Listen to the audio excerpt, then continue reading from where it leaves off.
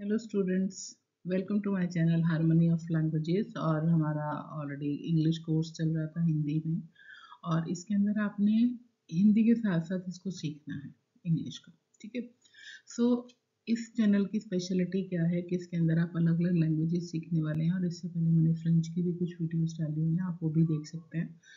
तो अब इसमें जो इस कोर्स के अंदर हमारा जो डे 2 है, वो हमें पार्ट ऑफ स्पीच के बारे में बता रहा है। ठीक है। अब जैसे कि मैंने ऑलरेडी आपको बताया हुआ कि सेंटेंस क्या है। सेंटेंस ग्रुप ऑफ वर्ड होते हैं जिनका एक मीनिंग होता है, जिनका एक सेंस होता है। Group of words which has sense, जिनका एक सेंस है, उसको आप सेंटेंस का नाम देते हैं। ठीक है। सो अब इसमें जो पार्ट ऑफ स्पीच के अंदर जो हमारा टॉपिक अगला आने वाला है कि इसके अंदर जैसे मान लो पार्ट ऑफ स्पीच है, तो पार्ट ऑफ स्पीच में टोटल 8 स्टेप्स होते हैं। कोई भी लैंग्वेज है, कुछ भी है, चाहे वो आप हिंदी की बात कर रहे हो, आप पंजाबी की बात कर रहे हो, किसी भी लैंग्वेज के अंदर जो है ये सारी चीज़ें कॉमन है। बट वो हमने एक अलग से हिंदी या दूसरी लैंग्वेज में पढ़ा हो, जिसकी वजह से हमें वो लैंग्वेज टफ लगती है, हमें इंग्लिश टफ लगनी शुरू हो जाती है कि हाँ भी पता नहीं ये क्या चीज़ है। बट ऐसा कुछ भी नहीं है, बड़ी सिंपल है। बट इसको आपने रिलेट हिंदी के साथ करते जाना है। ठीक है। तो पार्ट ऑफ स्पीच में टोटल आप देख रहे हैं कि टोटल 8 पार्ट हैं। तो सबसे पहले जो नाउन आता है। ठीक है। अब जो नाउन है, नाउन को हम नाम देते हैं। नाउन को हिंदी में कहा जाता है संज्ञा, और नाउन को कहा जाएगा सर्वनाम। वर्ब को कहा जाएगा क्रिया। एडजेक्टिव हो गया विशेषण। एडवर्ब हो गया क्रिया विशेषण। कंजंक्शन हो गया संयोजक। प्रेपोजिशन हो गया संबंध बोधक। इंटरजेक्शन हो गया विस्मय बोधक। ठीक है। बड़ा सिंपल सा है, मतलब अगर आप इसको थोड़ा सा हिंदी के साथ रिलेट कर लीजिए, आप अपनी पंजाबी के साथ रिलेट कर सकते हैं, किसी भी लैंग्वेज के साथ। ठीक है। ग्रामर व्याकरण जो है वो सेम है। अब देखिए नाउन क्या है। नाउन है कि किसी भी पर्सन का नाम, name of a person, place, thing और इवन इमोशन। मतलब किसी भी चीज का कोई नाम, जिस चीज का एक नाम है, पर्सन है, प्लेस है, थिंग है, इमोशन है, ये सारा। ठीक है। अब प्रोनाउन क्या हो गया, ऐसा वर्ड जो कि आप नाउन की जगह पे लगाते हो। The word which is used at the place of noun, जो नाउन की जगह पे लगेगा वो प्रोनाउन होगा। ठीक है, सर्वनाम होगा। अब इसमें कैसे इसको समझना है कि जैसे मान लो आप कोई भी सेंटेंस लिखते हो, आप लिखते हो कि Mohan is a good boy. ठीक है, सिंपल है, एक सिंपल सेंटेंस है। फिर आपने लिखा Mohan goes to school daily. ये भी एक सिंपल सेंटेंस है। तो अब आपने देखिए कि एक ही पर्सन की बात हो रही है, यहाँ पे भी मोहन की बात हो रही है, यहाँ पे भी मोहन की बात हो रही है। तो मोहन क्या हो गया, नाउन हो गया। ठीक है। बट हमने अब पता कर लिया कि Mohan is a good boy, तो मोहन क्या है, एक अच्छा लड़का है। तो लड़का है, तो इट मीन्स कि आप यहाँ पे मोहन की जगह यू विल यूज ही। तो आपने क्या किया, अपने नाउन की जगह पे प्रोनाउन को यूज कर लिया, संज्ञा की जगह पे आपने सर्वनाम को यूज कर लिया। तो सिंपल ये आपका प्रोनाउन हो गया। तो प्रोनाउन आपने ऐसे समझना, आगे अभी डिटेल आएगी इसकी काफी। अब फिर उसके बाद जो नेक्स्ट इसके अंदर आता है दैट इज वर्ब। ठीक है। अब वर्ब देखिए कि वर्ब जो है दैट इज क्रिया। वर्ब क्रिया को बोलते हैं, और क्रिया क्या होगी, that is the action words. ठीक है। अब एक्शन वर्ड जो है, जो भी हम कोई काम कर रहे हैं वो एक्शन वर्ड हो गया। जैसे मान लो कि प्ले है, जंप है, राइट है, these are all the verbs. ठीक है। अब वर्ब्स कुछ भी, जैसे I play, he plays and he jumps, कुछ भी आप लिख सकते हैं। तो जो भी एक्शन वर्ड, जो भी हम एक्शन कर रहे हैं, जो भी हम क्रिया कर रहे हैं, वो सारी की सारी वर्ब्स के अंदर आती हैं। नेक्स्ट जो आ गया दैट इज विशेषण। विशेषण होता है जो किसी चीज की क्वालिटी को बताता है, विशेषता को बताएगा, वो क्या हो गया हमारा विशेषण। अब जैसे मान लो कि हम लिखते हैं कि वही सेंटेंस पुराने वाला आ गया कि Mohan is a good boy. अब अगर आप इस सेंटेंस के अंदर देखें तो मोहन एक नाम है, तो ये नाउन हो गया।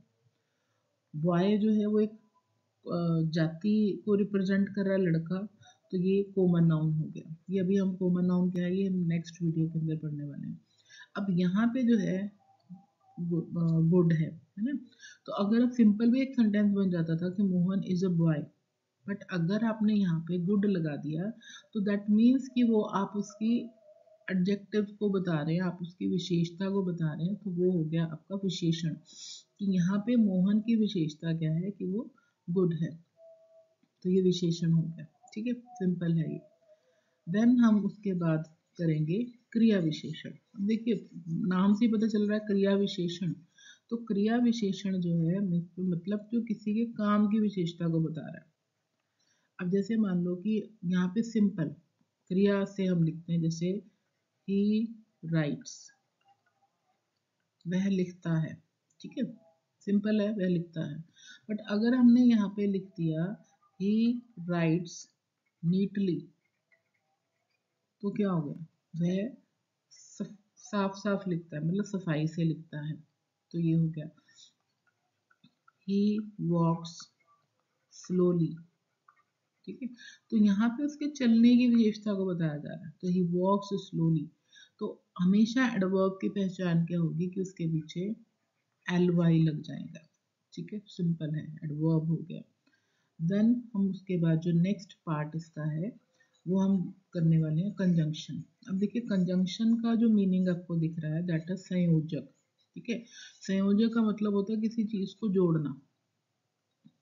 ठीक है, अब जैसे मान लो कुछ सेंटेंस आ गए तो उनको जोड़ने के लिए आप कंजंक्शन यूज करते हो। जैसे मान लो आप लिखते हो Mohan is a good boy. ठीक है, और साथ में आपने लिख दिया Sohan is a good boy. अब यहाँ पे सेम सेंटेंस है, सेम सेंटेंस है। ठीक है, तो अब दो सेंटेंस बोलने की बजाय आप क्या लिखोगे, आप लिख दोगे Mohan and Sohan are good boys, लिख दिया। अब यहाँ पे क्या हुआ, यहाँ पे एंड आ गया, तो एंड क्या हो रहा है, एंड इसको जोड़ रहा है आपस में, तो ये हो गया कंजंक्शन, दैट इज संयोजक का काम। तो ये भी सेंटेंसेस के अंदर यूज होते हैं। ठीक है, अब हम चलते हैं प्रेपोजिशन की तरफ। ठीक है, तो ये प्रेपोजिशन जो हो गया दैट इज संबंध बोधक, जो किसी नाउन का प्रनाउन के साथ रिलेशन बताए, किसी भी एक नाउन का दूसरे नाउन के साथ रिलेशन बताए, उसको संबंध बोधक कहा जाता है। ठीक है, तो अब जैसे मान लो इसको हम एक छोटे से एग्जाम्पल के साथ समझते हैं। छोटा सा एग्जाम्पल क्या है, जैसे मान लो कि आप लिखते हो द कैट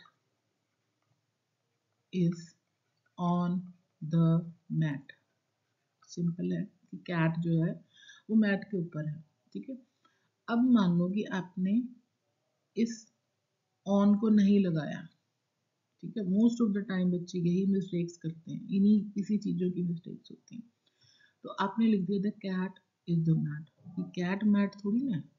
आपने यहाँ पे अगर ऑन लगा दोगे तो आपको पता चल जाएगा कि कैट जो है वो मैट के ऊपर है। आप यहाँ पे अंडर लगा दोगे तो आपको पता चल जाएगा कैट मैट के नीचे है। ठीक है, तो इस तरीके से ये जो शब्द है, इन हो गया, ऑफ हो गया, है ना, और इसके अलावा बिहाइंड हो गया, बिलो हो गया, ये सारे के सारे वर्ड जो है हम इंग्लिश के अंदर जो देखते हैं, these are all the prepositions actually. ये प्रपोजिशन संबंध बोधक हैं ये।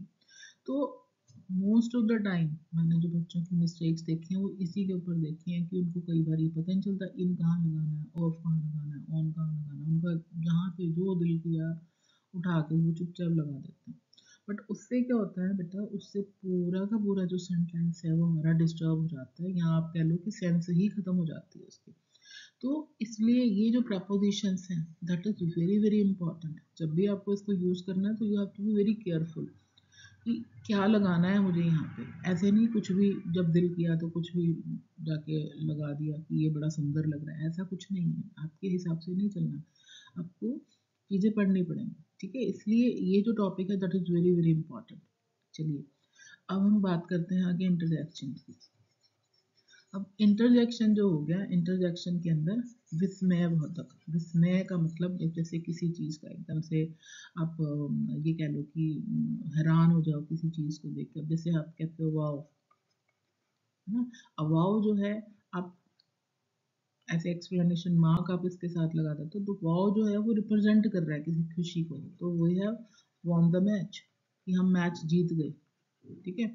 तो सिंपल वो है, वाव लगा दिया, हुर्रे लगा दिया। तो इस तरीके से जब आप एक्स्ट्रा कुछ वर्ड बोलते हो अपनी खुशी को दिखाने के लिए, अपने दुख को दिखाने के लिए, जैसे मान लो कि अब लास्ट भी लिखते हैं, आप ओ भी लिखते हैं, कई बार मैसेज पे आप ओ लिखते हो ऐसे। तो ये जो वर्ड होते हैं ये आपके इमोशंस को रिप्रेजेंट करते हैं, आपके भाव बताते हैं कि आप खुश हो, आप दुखी हो, कैसे हो। तो वो जो हो गए वर्ड, वो हो गए इंटरजेक्शंस, ठीक है। तो ये है सिंपल पार्ट ऑफ स्पीच। एक पार्ट ऑफ एक सेंटेंस जो है कुछ भी, उसके 8 पार्ट है। अब क्या करने वाले हैं, इन सभी पार्ट्स को वन बाय वन हम इसको एक्सप्लेन करने वाले हैं नेक्स्ट वीडियोस के अंदर, ठीक है। सो यही है कि कीप वॉचिंग, क्योंकि अभी ये डे 2 था और हम डे 3 के अंदर नेक्स्ट जो है हमारा, हमने नाउन की पूरी डिटेल पढ़नी है कि नाउन क्या है और उसके टाइप्स क्या होती हैं, कैसे एग्जांपल्स में यूज़ करते हैं। सो थैंक्स फॉर वॉचिंग, बहुत बहुत शुक्रिया आपका, आपने देखा इसको वीडियो को। और सब्सक्राइब कर दीजिए, लाइक कर दीजिए, शेयर कर दीजिए। हो सकता है कोई और हो जो भी ये वीडियो को ढूंढ रहा हो ऐसी किसी वीडियो को। और इसमें बेसिक से सारा कुछ चलने वाला है, एक से लेकर लास्ट तक, जहाँ तक इंग्लिश लैंग्वेज का है, ठीक है जी। Thank you very much, best of luck.